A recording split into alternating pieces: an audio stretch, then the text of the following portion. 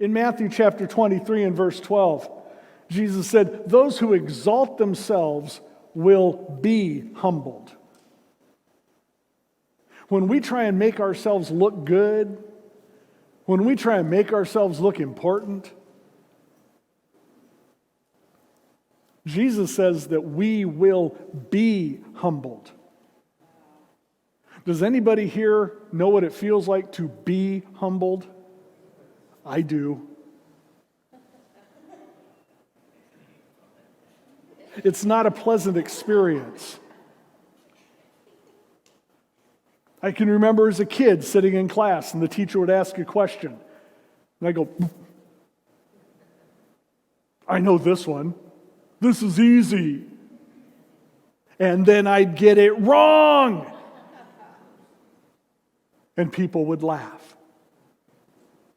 I just exalted myself and was humbled.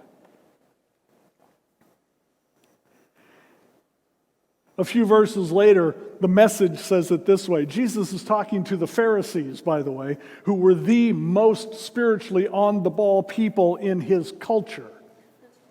And they were better than everyone else, and everyone else knew it because the Pharisees told them so. Jesus looks at them. Have you ever wondered why somebody could be upset with Jesus? Just follow along here. He says, "You're hopeless, you religious scholars and Pharisees. Frauds! You're like manicured grave plots. Grass clipped, the flowers bright, but 6 feet down, it's all rotting bones and worm-eaten flesh. People look at you and think you're saints, but beneath the skin, you're total frauds." Jesus could have taken some interpersonal classes.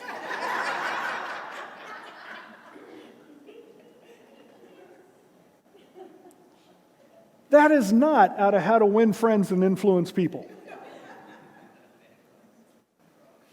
But Jesus was not particularly impressed with how we like to make ourselves look good. He knew that that was not where the important stuff was. The Apostle Peter talks about this in his first letter, chapter 5 and verse 6. He says, "Humble yourselves under the mighty power of God, and at the right time, He will lift you up in honor." It is not fun to be humbled. But when we humble ourselves, when we choose to put ourselves lower, it's not humiliating at all. And Peter says, God will lift you up in honor.